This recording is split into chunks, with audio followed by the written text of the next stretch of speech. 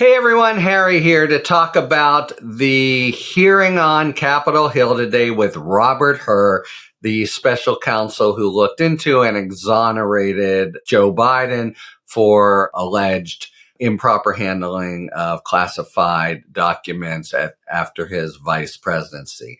So this whole thing is a very characteristically Washingtonian and unhealthy brew of law and politics and polemics and the unfortunate willingness of the MAGA crowd in Congress to basically lie, I guess might be the word I'm casting about for. I was going to say deceive, but well, you decide. Let me try to give you the facts. Okay, so Hur himself, the figure in the middle, was a somewhat respected, a very conservative U.S. attorney, Supreme Court clerk for Chief Justice Rehnquist, then became a U.S. attorney.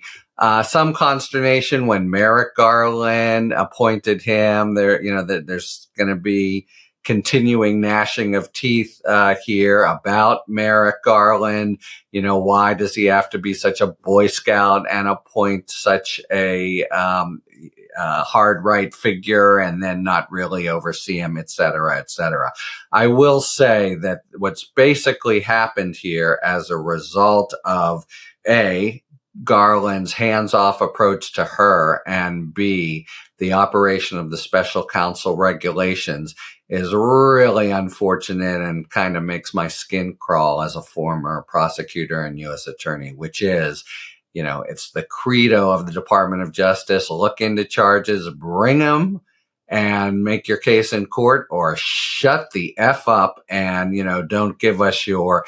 This is what Jim Comey did with his gratuitous and some suggest, we'll never know, pivotal claims about Hillary Clinton's being reckless when she wasn't charged. So Hur, in the same way, says he won't charge Biden for, and I mean, let's take a step back. Well, actually, I'll get to it in a moment because Jim Jordan and Matt Gaetz, our happy duo on Capitol Hill, are saying that Biden committed a crime. But so anyway, Hur finds no crime, and nobody would find a crime here, I think. But then has this gratuitous was the word used then, and I think it looks even more gratuitous now, characterization of Biden's, in particular, mental acuity, sort of smuggling that into an ostensible prosecutorial evaluation of whether it makes sense to charge him, and the notion being that maybe a jury would feel sympathy for this obviously addled, nearly brain dead octogenarian, etc. That was already not the kind of thing you would put in a report. Not that, if there were a supervisory structure, as there should be. I mean, this is sort of a core defect of the special counsel regulations. He acts as a U.S. attorney. That's a pretty big job, but I had that job. And I would never be able to write something without it going through the deputy attorney general and other layers of review for people to say, is this consistent with how we treat other folks at the Department of Justice? And this obviously, Klieg-light suggestion of Biden's senility really has next to nothing to do with any bona fide evaluation of whether to bring charges, and had the really thunderous impact that you got to think Hur intended it to have. So point one is, because of the weird operation of politics and subpoena by investigations and the special counsel regs and Garland's hands-off approach, we have both embedded in the report and now publicized again the charge that just is really a political talking point for the Republicans going forward, that Biden, is lacks mental vitality. It's or even worse, and that becomes actually the middle ground in this pageant that is up on Capitol Hill. So you have Hur in the middle defending his report and coming off as a person of rectitude, disclaiming, interestingly, I was kind of glad to hear this. We'll if he changes his mind down the line, he's a cretin, but said he has no ambition for higher office in a Republican administration. So that's a good thing. That would eliminate a bias if it's true. On the other hand, he quit the Department of Justice yesterday, worked with Republican political operatives to shape his testimony today. That is clearly in order to be free of DOJ constraints that would keep him, as a matter of fairness and scruples and normal procedures and due process, from disparaging somebody who he's decided to not to charge.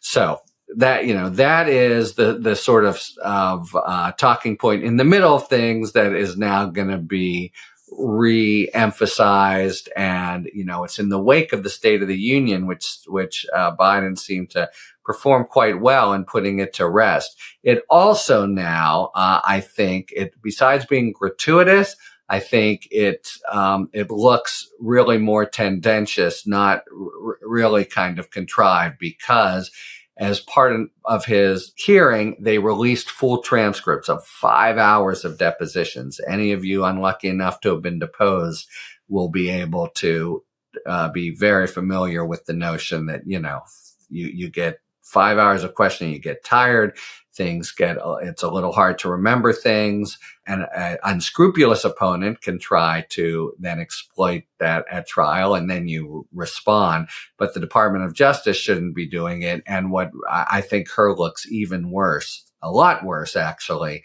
with the release of these transcripts, because there's very good analyses in both the New York Times and the Washington Post. Charlie Savage in the New York Times, if you're going to one, would be the best. That just, looks at the whole thing. And it's totally clear in a thorough, comprehensive analysis.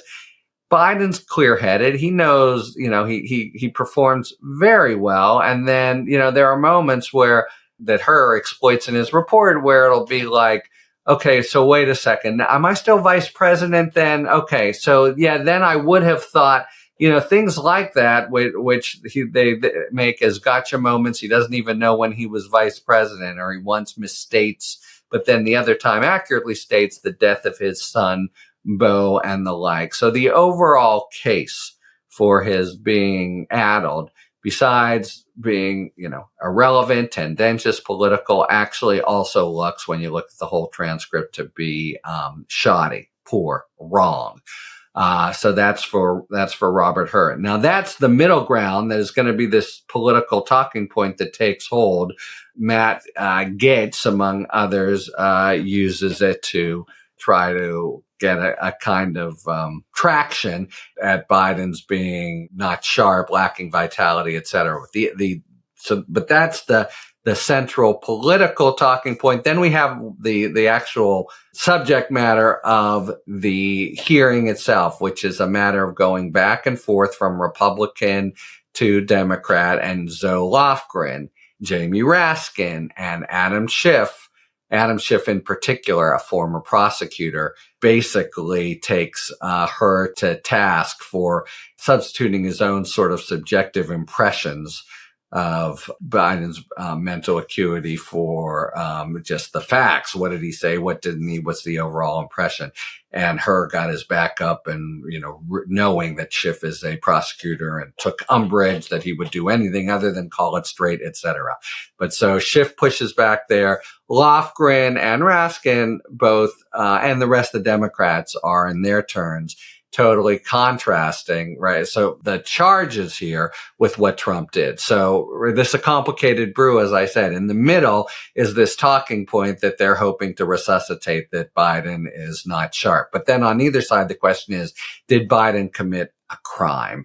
And that's, I think, as a former prosecutor, and any former prosecutor I know, that's a joke. There's just, no valid basis for it. There's, a couple things. Did he know this, know that? But it would never have been charged. That was clear from the start. Only a railroading prosecutor would have done it. But so now you have the debate with the Jim Jordans of the world saying he committed crimes and trying to characterize it in a certain way, and then the Democrats coming back and saying, A, he didn't, B, but now look at Donald Trump, who obstructed and did, all these patently criminal actions, and that's the kind of tug of war. So the hope for the Republicans is that A, there'll be this talking point that takes hold that Biden did it too. And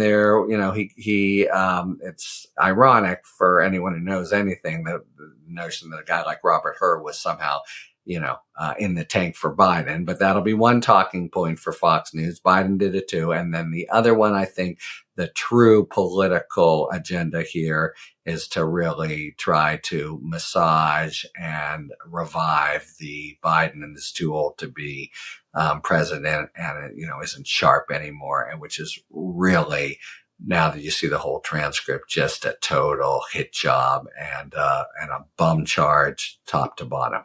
Okay. So as I said, a really ugly mix of law and politics, back and forth about who committed crimes, but then in the center, Hur, unshackled from constraints from DOJ, basically able to serve a Republican political goal, whether purposely or not, because he does disavow wanting to be attorney general in a Republican administration, but whether purposely or not, definitely serving this Republican talking point of Biden's being too old for the job. So an ugly mess all around, and really quite a lot of sophistry and flat out deception from your Republican friends in Congress, I gotta say. Talk to you later. Hi everyone, Harry here with a really exciting announcement. Talking Feds is bringing our lively discussions with prominent national figures live to San Diego. Talking San Diego is a new series of conversations with some of the country's most interesting and bright minds from the worlds of politics, public policy, law, and more. Our first event is just around the corner. Join me for a conversation with Congressman Jamie Raskin on Monday, March 18th at 2 o'clock in downtown San Diego. You can click the description box below for more information on the event and the series and find out how to purchase tickets, which are going fast. I can't wait to have some of our most well-known friends of the podcast join me in person before a live audience. Thanks for tuning in. If you enjoyed this video and other Talking Feds content, please take a second to like and subscribe. Talk to you later.